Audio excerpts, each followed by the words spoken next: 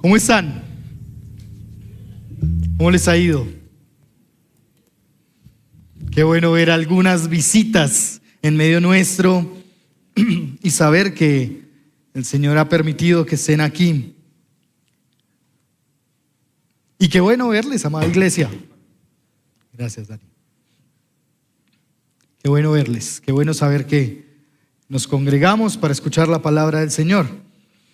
Hace 8 días, yo quiero hacer un poquito la evaluación. ¿Cuál fue el tema hace 8 días? ¿Cómo? Bueno, el sacerdocio de Jesucristo venimos hablando desde que iniciamos la serie de Hebreos. Ese ha sido como una constante en medio de saber que Jesús es superior a los sacerdotes. Pero ¿qué le dejó a usted hace 8 días la palabra del Señor? ¿Qué le dejó?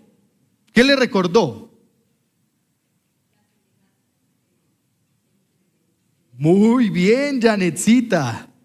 Allí empieza a generarse una afirmación de parte del autor de la epístola o del sermón para hablarnos acerca de un personaje que venía introduciéndonos y que ahora empieza a dialogar. Pero quisiera que iniciáramos esta predicación de la palabra del Señor leyendo, como de costumbre, la palabra del Señor, que es la máxima autoridad en medio nuestro. ¿Está bien? Y para eso les invito a que vayamos a Hebreos capítulo 7, versículos 11 y hasta el 28. Vamos a leer. Capítulo 7 de la epístola a los Hebreos, versículos 11 al 28. Y si usted ya tiene esta porción de la Escritura, entonces puede ponerse en pie para que leamos la palabra del Señor con reverencia.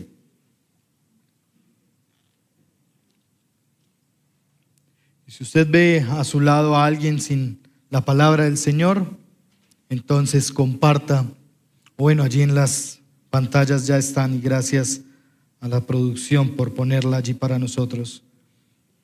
Ahora bien, dice la palabra del Señor: si la perfección era por medio del sacerdocio levítico, pues sobre esa base se escribió, por esa base recibió muy bien el pueblo la ley. ¿Qué necesidad había de que se levantara otro sacerdote según el orden de Melquisedec y no designado según el orden de Aarón? Porque cuando se cambia el sacerdocio, necesariamente ocurre también un cambio de la ley. Pues aquel de quien se dicen estas cosas pertenece a otra tribu, de la cual nadie ha servido en el altar. Porque es evidente que nuestro Señor descendió de Judá, una tribu de la cual Moisés no dijo nada tocante al sacerdocio o a los sacerdotes. Y esto es aún más evidente si a semejanza de Melquisedec se levantó otro sacerdote que ha llegado a serlo, no sobre las bases de una ley de requisitos físicos, sino según el poder de una vida indestructible. Pues de Cristo se da testimonio: tú eres sacerdote para siempre, según el orden de Melquisedec. Porque ciertamente queda anulado el mandamiento anterior por ser débil e inútil, pues la ley nada hizo perfecto. Y se introduce una mejor esperanza, mediante la cual nos acercamos a Dios. Y por cuanto no fue sin juramento, pues en verdad ellos llegaron a ser sacerdotes sin juramento, pero Él, por juramento del que les dijo: el Señor ha jurado y no cambiará, tú eres sacerdote para siempre. Por eso Jesús ha venido a ser fiador de un mejor pacto. Los sacerdotes anteriores eran más numerosos porque la muerte les impedía continuar. Pero Jesús conserva su sacerdocio inmutable, puesto que permanece para siempre, por lo cual Él también es poderoso para salvar para siempre a los que por medio de Él se acercan a Dios, puesto que vive perpetuamente para interceder por ellos, porque convenía que tuviésemos tal sumo sacerdote, santo, inocente, inmaculado, apartado de los pecadores y exaltado más allá de los cielos, que no necesita, como aquellos sumos sacerdotes, ofrecer sacrificios diariamente, primero por sus propios pecados y después por los pecados del pueblo. Porque esto Jesús lo hizo una vez y para siempre, cuando Él mismo se ofreció. Porque la ley designa como sumos sacerdotes a hombres débiles, pero la palabra del juramento que vino después de la ley designa al Hijo hecho perfecto para siempre. Señor, gracias por tu palabra una vez más. Y gracias porque tu palabra es la única que puede quitar de nuestros ojos el velo. Gracias porque es tu palabra que nos permite conocerte confiadamente. Y gracias porque a través de tu palabra hoy nosotros podemos ser estimulados a la fe, a la esperanza. Señor, yo ruego que nos muestres a Cristo Jesús a través de tu palabra. Que hoy en medio de nuestra realidad, tú, Señor, nos muestres a Cristo. Que podamos vivir para Él. Y si hemos de morir, también vayamos a tu presencia para la gloria de tu nombre.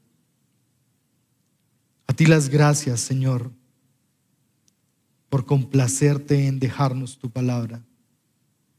A ti gracias, en el nombre de tu Hijo Jesucristo. Amén y amén.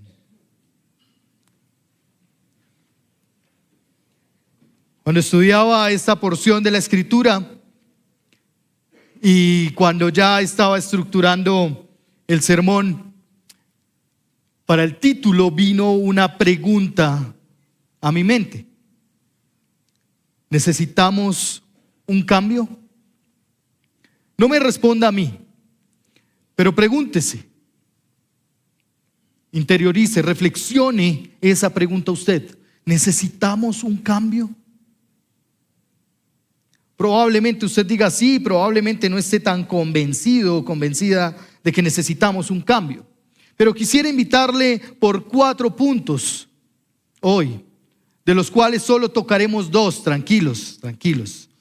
Será la primera parte de esta exposición de la palabra del Señor hoy y el próximo domingo, la segunda parte de este necesitamos un cambio.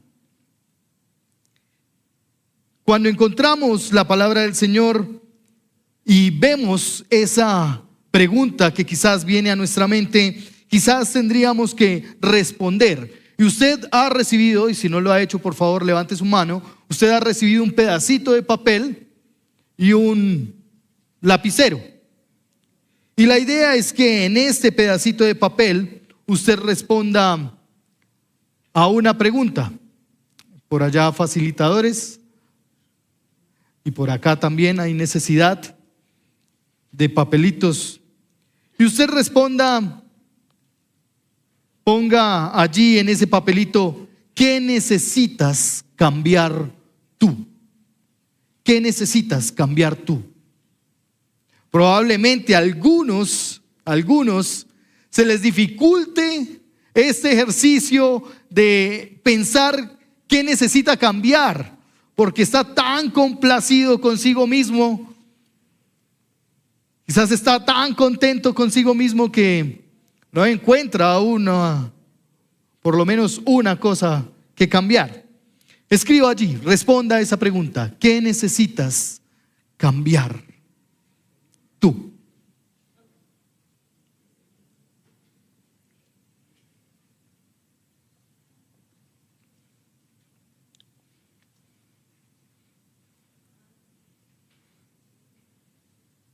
¿Qué necesitas cambiar tú?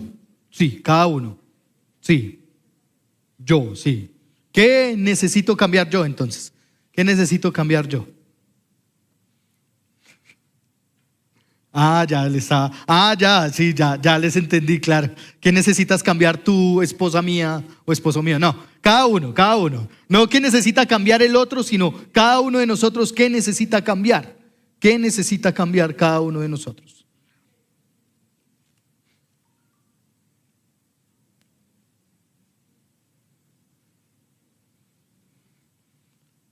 ¿Qué necesitas cambiar?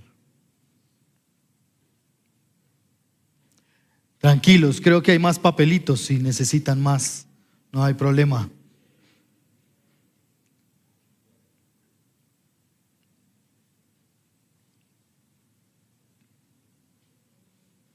Y tranquilo, no le voy a pedir que comparta eso con el de lado. Entonces puede tener mayor tranquilidad de escribir todo lo que piensa usted que necesita cambiar. Puede sincerarse ahí con ese papelito.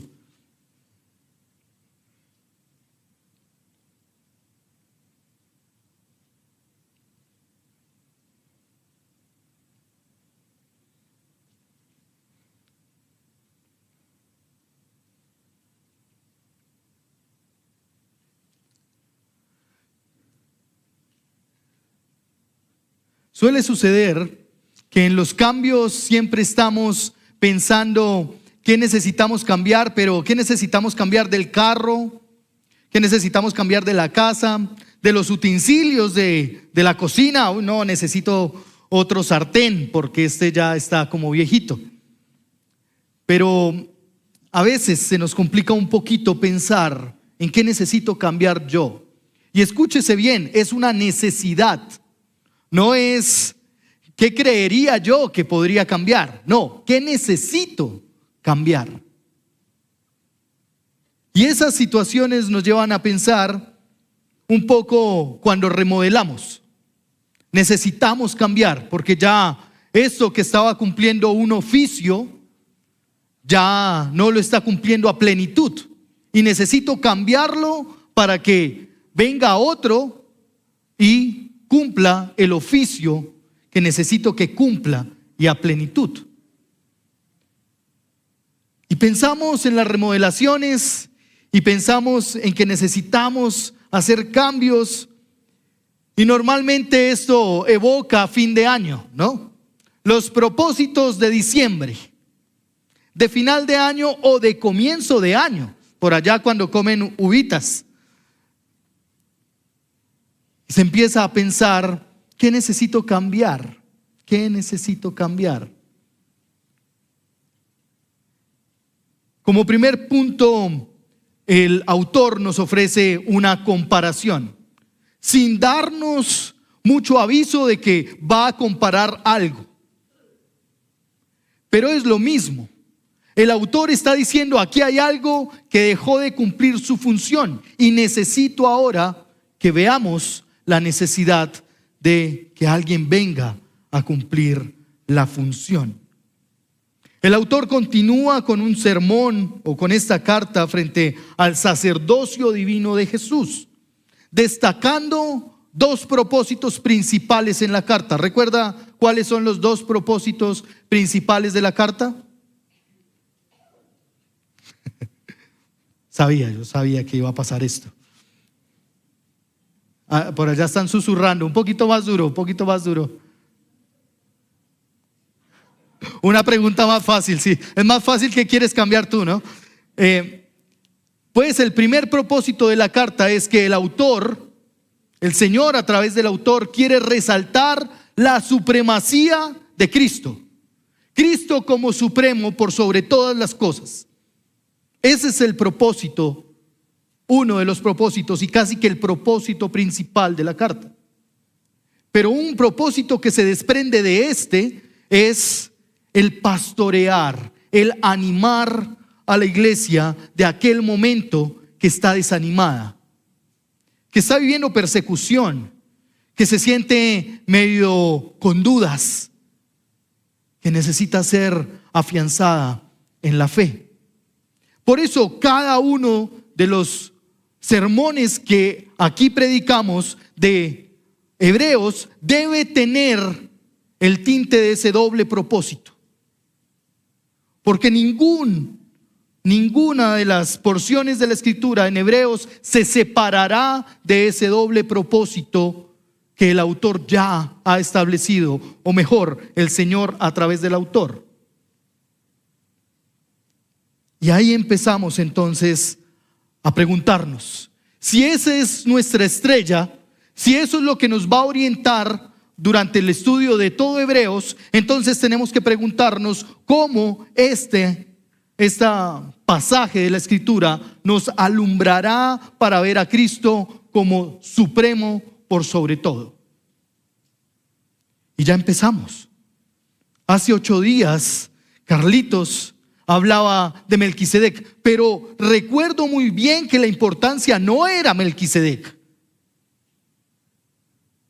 sino era el modelo, un tipo que estaba reflejando algo más allá de lo que realmente es Melquisedec. Melquisedec solo será una figura a la cual aludir para hacer la conexión con el auditorio y que el auditorio comprenda de qué se está hablando.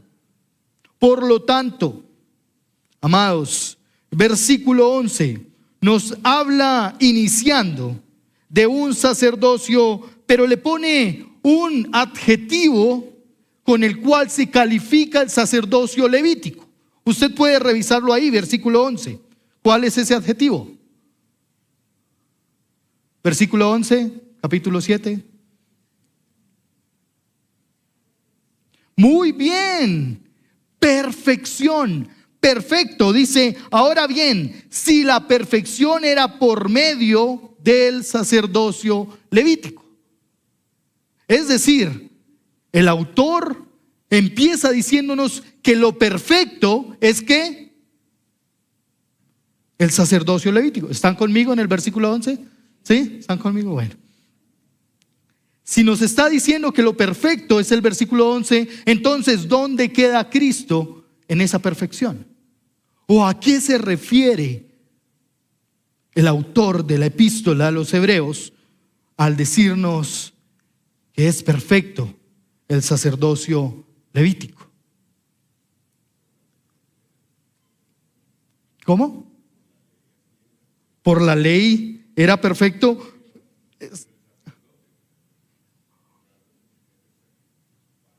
Ok, gracias por lo que estás diciendo, Edgar, porque realmente podríamos llegar a confundirnos muy fácilmente al tratar de explicar la perfección de la que se está hablando en el versículo 11. ¿Y saben por qué tenemos que explicarla? Porque realmente no hay nada perfecto más que uno, que es Cristo Jesús. Jesús es el perfecto. Y entonces, ¿por qué nos está hablando acerca del sacerdocio levítico como algo que es perfecto? La respuesta la encontramos en el mismo versículo 11. Y acompáñenme a verla. Pues sobre esa base se recibió el pueblo, ¿qué? La ley. Entonces, ¿por qué era perfecto? Porque a través de esa base se recibió la ley. Y para la perspectiva del auditorio de los judíos, el sacerdocio era perfecto porque había sido establecido por un patriarca muy reconocido y muy importante para el sacerdote, para el pueblo mismo. ¿Quién era? Moisés, muy bien. Y allí nos encontramos entonces el autor diciendo: es perfecto. Y es perfecto porque a través de ese sacerdocio se recibió la ley. Y la ley es perfecta, ¿verdad?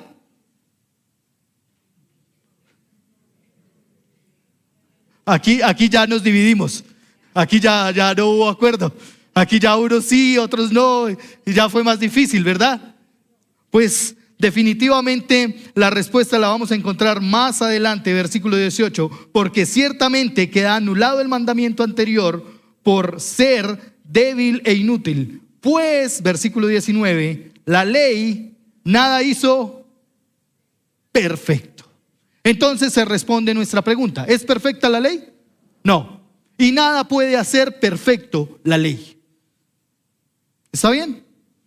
Entonces vamos ahí concretando punticos. Pero además vemos que lo que se denota allí como perfección no quiere decir que es completo o pleno, sino más bien está tratando de decirnos con esa perfección de la ley, o con esa perfección del sacerdocio judío, que más bien era algo que era ya terminado, que ya se había terminado. El sacerdocio ya era algo terminado. Nadie le podía meter la mano porque ya estaba establecido por el Señor mismo, que fue quien escogió quiénes iba a ser la tribu de los levitas, de los sacerdotes. Él fue el quien estableció quiénes iban a ser los sacerdotes. Entonces, si Dios mismo los escogió, ya era algo completado. ¿Está bien? Ya era algo que nadie podía modificar. Ahora, se introduce una pregunta un poquito más curiosa para nosotros, pero que va a generar el desarrollo de todo lo que el Señor quiere decirnos a través de esto. ¿Cuál es esa pregunta? Versículo 11. ¿Por qué necesitamos? Y de ahí viene el título. ¿Necesitamos un cambio? ¿Necesitamos que cambie? ¿Realmente necesitamos que sea diferente? ¿Por qué un cambio? ¿Por qué ahora ya no será más a través del sacerdocio levítico, sino será diferente?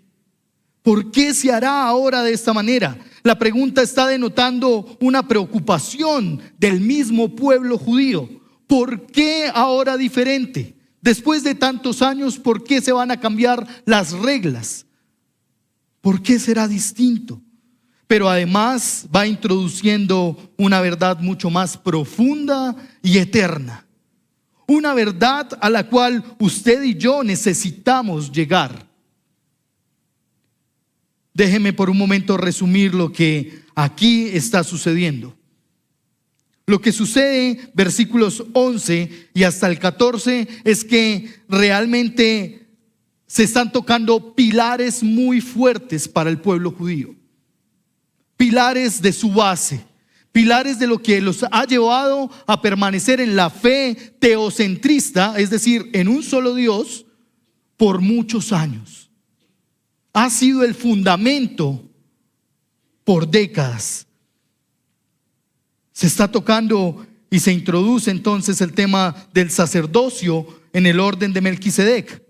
Y no es atractivo para el pueblo judío que se cambien las normas o se cambie la dinámica o lo que ya estaba acostumbrado. Tampoco es tan fácil cambiar de la noche a la mañana los pilares de lo que ha sido el fundamento de la fe. Pero ¿qué es lo que introduce este tema del sacerdocio de según Melquisedec en el pueblo? Prácticas históricas. Véalo conmigo. Sacerdocio levítico, ¿verdad? ¿El linaje de quién? De Aarón. La ley y lo que Moisés dijo. Versículo 14. Dice: porque es evidente que nuestro Señor descendió de Judá, una tribu de la cual, ¿quién? Moisés no dijo nada tocante ¿a qué? A sacerdotes. Es decir, tenemos como primer establecimiento de pilar o como primera base la ley. La ley es una base confiable para el pueblo. También tienen la base del sacerdocio, porque ¿cuál era la relevancia del sacerdocio según Leví? ¿Por qué era importante para el pueblo? Porque eran los que se presentaban delante del Señor a favor del pueblo. Eran los representantes a favor del pueblo. Por eso eran tan importantes. Pero después, entonces, tenemos que ese sacerdocio debía venir por un linaje. Es decir, tendría que ser consanguíneamente por Aarón. Y posterior a eso, entonces, tenemos que uno que subió a un monte sagrado, al Sinaí, y estuvo frente a frente con Dios, y el Señor le entregó la ley. Ese fue el que bajó y no dijo nada acerca de que otra tribu iba a ejercer sacerdocio. ¿Ven lo que está pasando? Para el pueblo no es fácil encontrarse que los pilares con los que han andado tantos años ahora se van a ver modificados. La ley, el sacerdocio y aún Moisés como la autoridad, como la voz autorizada de Dios. Era la voz autorizada de Dios. En cualquier momento usted va a encontrar en la Escritura, Moisés dijo.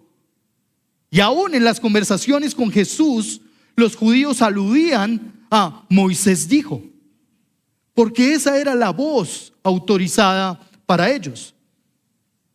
Ahora bien, ¿sabe qué es lo mejor de esto? Que ninguna de esas cosas podría conducir a la perfección en una relación con Dios. Ninguno de esos elementos podría conducir a una perfecta relación con Dios. Porque cuando se acercaban a la ley, se daban cuenta que no podrían cumplir a plenitud la ley. Que no podían hacerla toda a cabalidad. Entonces, eso les dejaba restringidos. Pero también cuando se acercaban al sacerdocio, encontraban que eso era momentáneo. El sacrificio que hacía el sacerdote en el altar tenía un tiempo de caducidad, tenía fecha de vencimiento. Por eso tendría que volver a hacerlo después. Entonces, allí encontramos a un pueblo que se ha esperanzado de lo que tiene. Esto es lo mejor que podría tener, porque esto lo hizo Moisés, nuestro padre, nuestro patriarca, el que habló con Dios realmente. En otras palabras, Moisés era la palabra para los judíos. El mensaje era la ley, la orden sacerdotal era la esperanza de una reconciliación con Dios. Pero ninguna de estas llegaría al nivel de perfección. Porque estaba efectuado ¿por quién? Por hombres. Por personas comunes y corrientes. Por seres humanos. No podría nunca llegar a la perfección porque era un hombre el que se disponía para entrar al lugar santísimo. ¿Necesitamos un cambio? Necesitamos un cambio. No era nada fácil porque en la mente del pueblo judío la voz que tenía autoridad era la de Moisés. Lo interesante es que ahora se modificarían también los rituales. Aquellos tiempos de celebración, Si nosotros tenemos festivos, déjenme decirle, el pueblo judío tiene más fiestas. Tiene más fiestas. Y allí entonces se estaría modificando muchas cosas. Toda la historia del pueblo, todo lo que vivía el pueblo apunta al futuro que Dios construye para ese mismo pueblo. Todo lo que nosotros vivimos, amados, apunta hacia un futuro mejor que Dios construye con cada uno de nosotros para su propósito. Por lo tanto, aunque Jesús fuera visto por las autoridades judías como aquel que estaba usurpando el poder, porque así se veía a Jesús, no había sido denotado o registrado por Moisés. Entonces Jesús está siendo visto como aquel que se está metiendo en cosas que no debería meterse.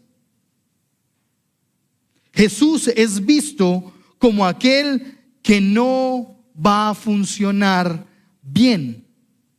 ¿Por qué? ¿Por qué estoy afirmando que Jesús era visto como alguien que no iba a hacer bien el ejercicio? Porque no estaba dentro de la línea sacerdotal, entonces no iba a aprender de su papá cómo se hacía el ejercicio sacerdotal. Y la Escritura lo afirma, amados. Dice, pues de quien se dice estas cosas pertenece a otra tribu, de la cual nadie ha servido en el altar. Nunca lo ha hecho. Jesús no tenía años ni reunía en su hoja de vida años de experiencia para la labor sacerdotal. Y eso a veces nos trae confianza, los años de experiencia. Yo llevo 5 años ejerciendo este cargo. Ya, me la sé. Yo llevo 10 años realizando esta tarea. Ya, yo sé cómo se maneja todo aquí. Yo llevo 15 años en este rol de papá. Ya, me las sé todas. Pero a veces es lo que trae confianza, que la hoja de vida tenga una buena referencia.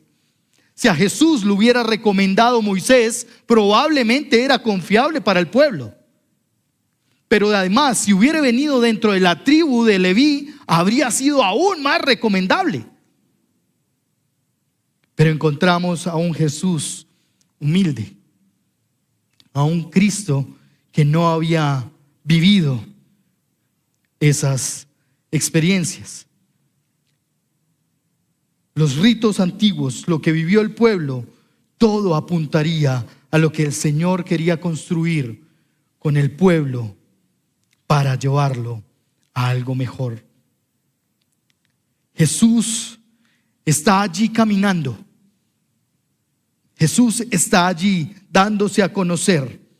Y aunque el pueblo piensa muchas cosas acerca de Jesús, Jesús es el perfecto, el pleno y el completo para el propósito de Dios para la humanidad. Jesús es la voz autorizada de Dios para quien viene y porque viene de un linaje eterno. No viene del linaje de David, no viene, del linaje de Leví. Viene del linaje de David que fue profetizado, fue prometido aún por los profetas que vendría. Y allí encontramos entonces como Jesús es el divino, el celestial. Quien da la referencia de Jesús es el creador del cielo y de la tierra. Jesús es autorizado y escogido por designación divina. Es escogido para hacer la tarea que ningún ser humano podría hacer.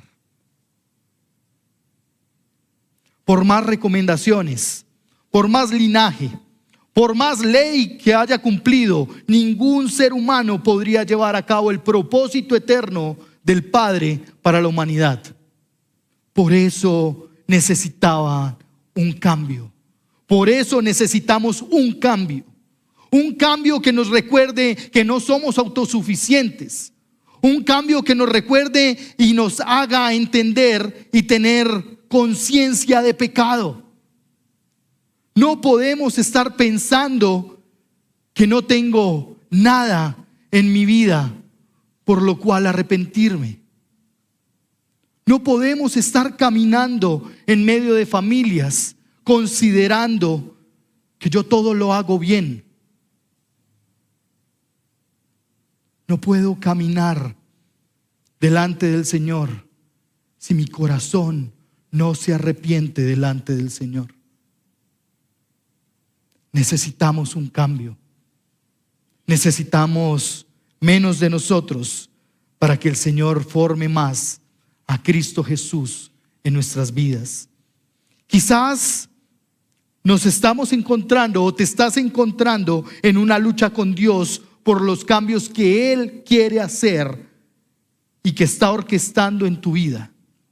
Y quizás estás aferrado a algo o a alguien, porque es lo que te trae seguridad, porque es lo que te trae confianza, porque es lo que tú sabes que podría ayudarte. Pero el Señor te está diciendo,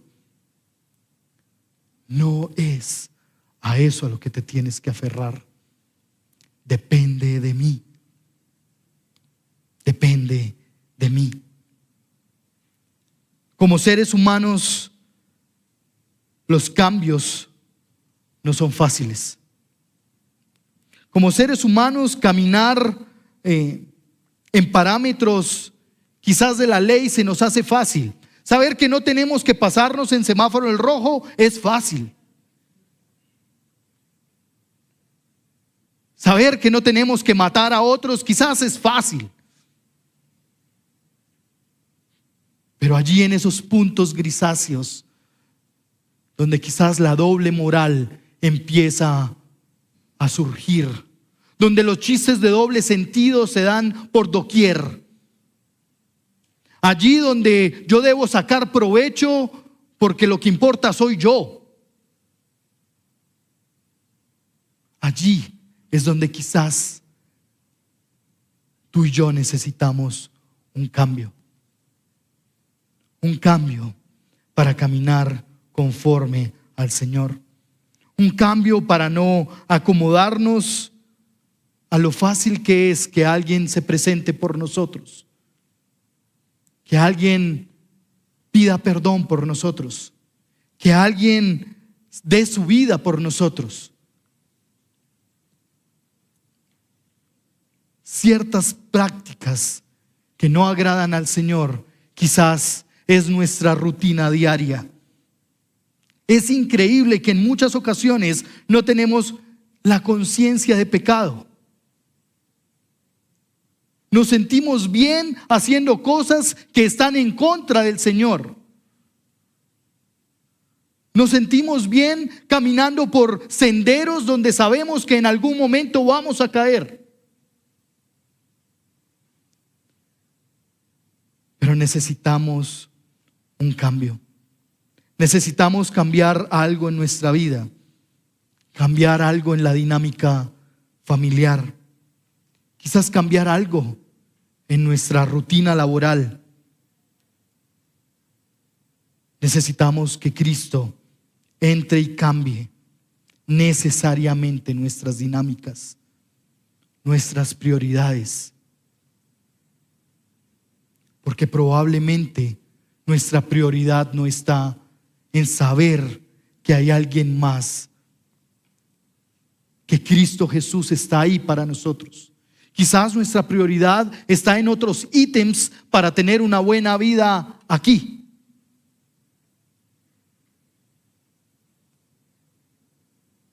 Hoy es importante volver al Señor y reconocer que necesitamos arrepentirnos, que quizás hemos estado tomando fuerza en cosas que no son lo suficientemente fuertes para sostenernos. Quizás estamos tomando fuerza porque tenemos un buen trabajo, Posiblemente tenemos confianza porque hay unos ahorros en nuestras cuentas. Quizás estamos pensando que el cargo que ocupo me hace lo suficientemente importante y a eso me aferro. Posiblemente el tener autoridad en casa sea a lo que nos aferramos.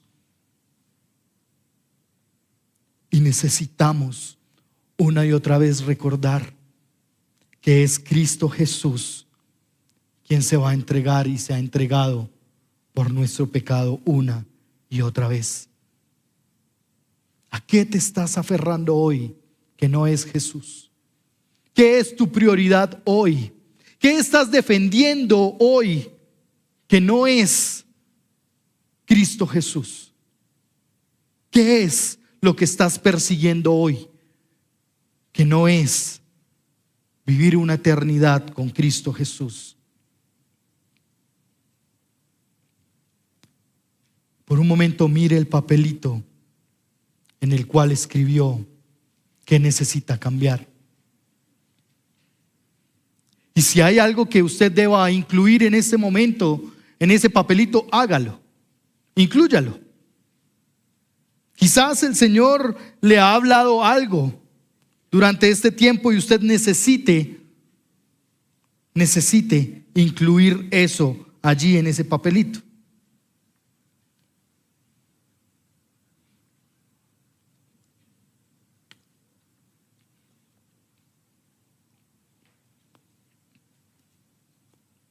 Como segundo punto, versículos 15 al 19. El punto anterior podría ser una remodelación de la casa. Un sueño de cómo quisiera yo ver mi vida. Un anhelo de cómo quisiéramos tener cambios. Y quizás adquirimos algunas herramientas y compramos algunos materiales para la remodelación. Pero cuando tenemos todo reunido, no sabemos qué hacer. Si nos quedáramos solo con el punto anterior de la comparación entre un sacerdocio levítico y el sacerdocio de Cristo Jesús, quizás nos quedaríamos tan solo con herramientas, con puntos a los cuales podríamos acudir. Pero ahora los versículos 15 al 19 deparan una mejor esperanza. Y es de esta manera que está puesto este punto allí.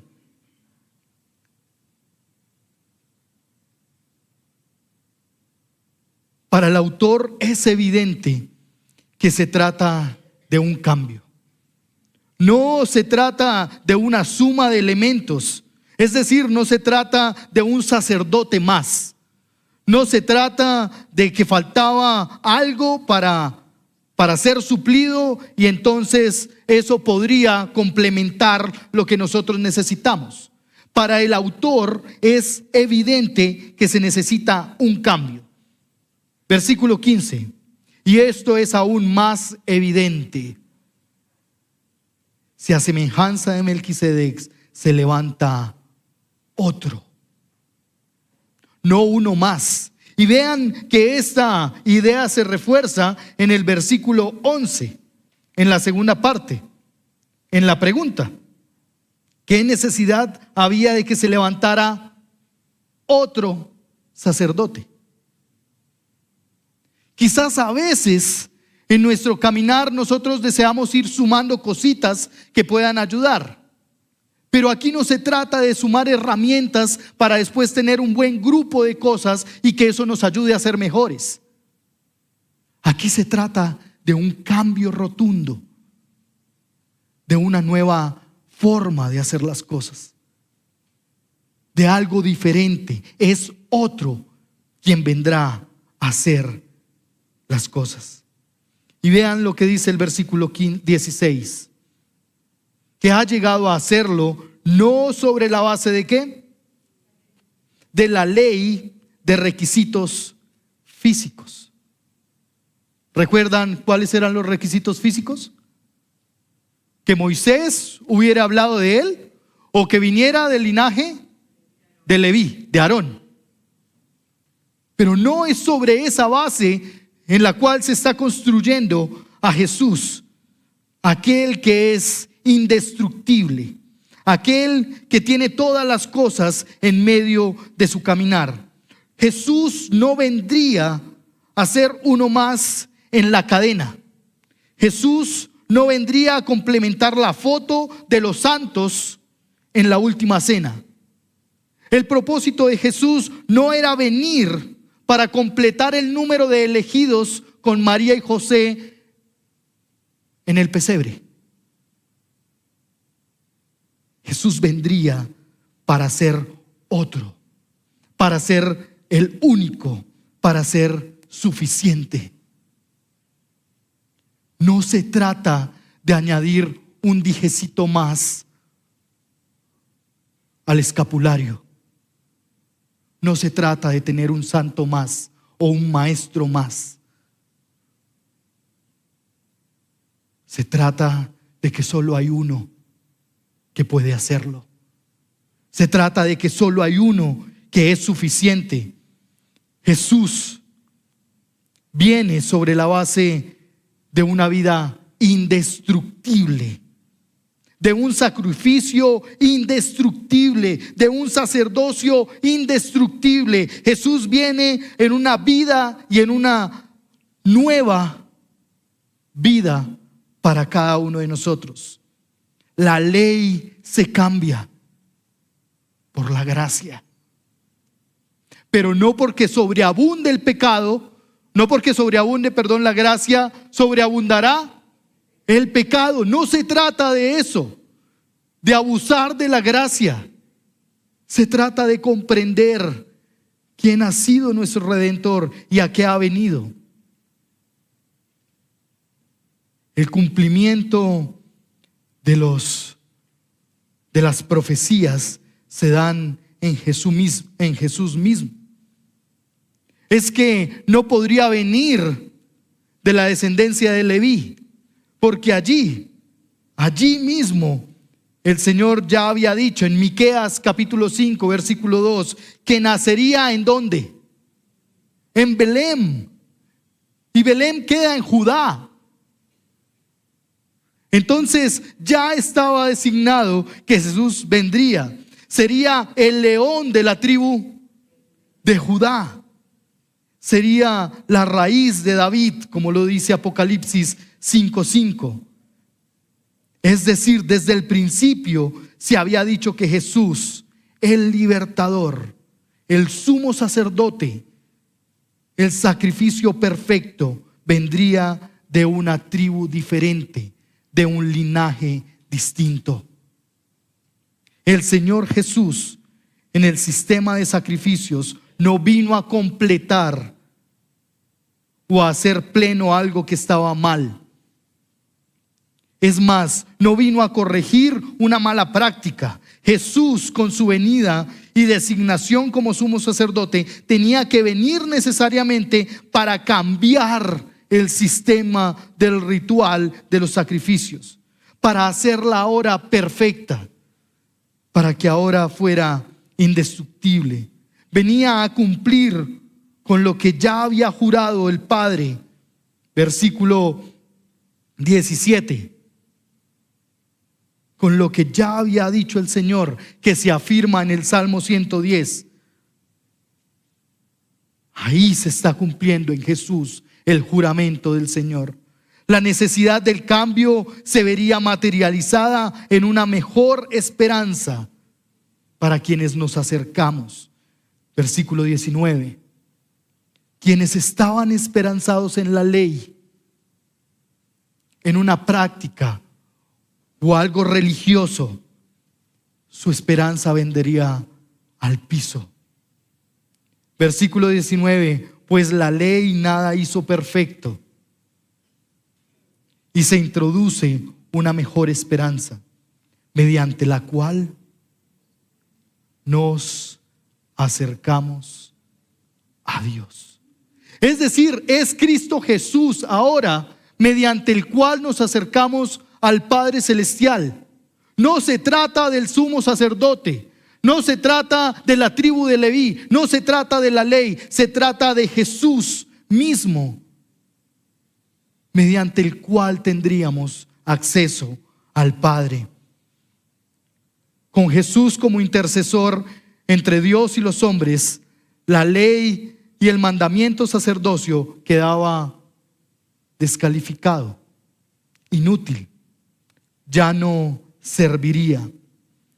Pero la esperanza está para quienes nos acercamos a Dios. Léalo conmigo, versículo 19. Se introduce una mejor esperanza mediante la cual nos acercamos a Dios. Es mediante Jesús que podremos tener una mayor esperanza. La debilidad de los rituales, de la religiosidad, se queda en el piso cuando se trata de una vida en intimidad con el Señor.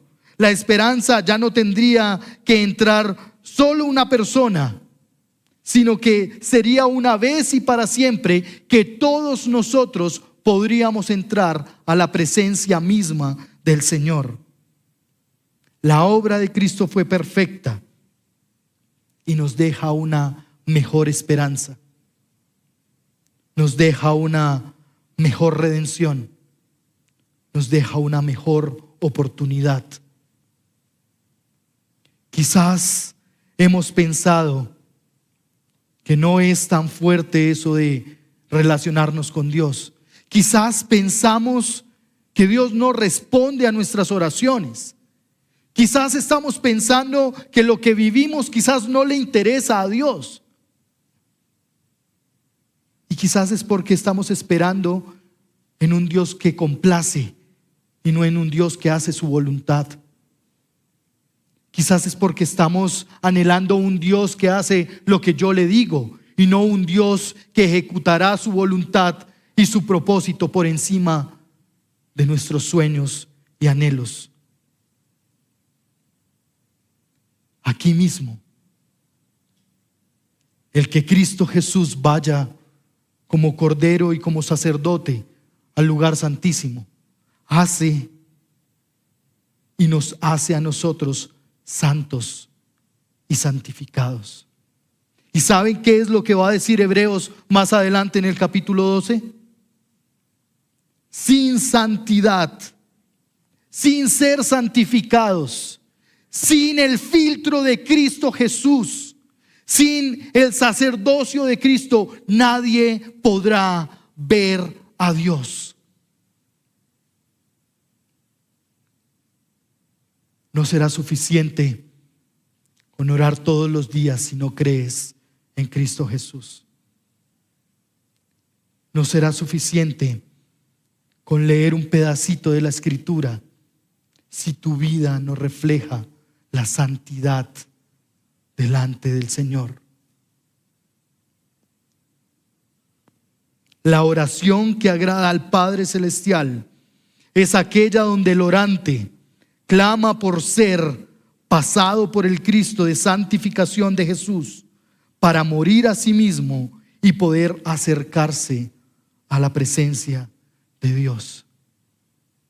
La oración que le agrada al Señor no es aquella que reclama, no es aquella que pisa, no es esa oración donde se le está recordando a Dios lo que prometió. Es esa oración donde le decimos: Señor, yo quiero morir a mi orgullo. Yo quiero morir a mi forma de hacer las cosas. Yo quiero morir quizás a lo que he considerado que es mi necesidad. Esa es la oración que le agrada al Señor. Señor, sé tú más grande en mi vida y hazme a mí más chiquito en el trono de tu gracia. No se trata de cuánto poder tenemos. Y a manera de aplicación, amados, durante esta semana la invitación es a que identifiques tus prácticas, tus rutinas y tus dinámicas. E identifiques en esas cosas qué está desplazando al Señor, qué desplaza a Cristo Jesús como prioridad en tu vida. El que tengo que aprovechar mi juventud para ganar mucho dinero y tener muchas propiedades. El que tengo que aprovechar este momentico donde me está yendo muy bien. ¿Qué tienes que revisar en tu vida para que no se vea desplazado Jesús y su propósito santo en tu vida? Y segundo, cada oportunidad que tienes para presentarte delante de Dios durante esta semana, vas a escoger 3 aspectos de tu vida. 3 aspectos que te alejan, 3 aspectos de los cuales te arrepentirás, pedirás perdón por ellos cada vez que los practiques. Cada vez que le respondas a tu esposa de una mala forma, tendrás que irte al baño y meterte y llorar y suplicar misericordia. Cada vez que gritas y elevas tu voz, porque sencillamente no se hace lo que tú quieres, tendrás que ir y suplicar misericordia. Cada vez que crees que la empresa funciona porque tú vives o estás ahí. Cada vez que pienses que tu familia existe es porque tú estás en el centro de ella. Cada vez que busques al Señor, arrepiéntete y pide perdón, porque el no pedir perdón te aleja de su presencia. Sin santidad nadie podrá ver al Señor.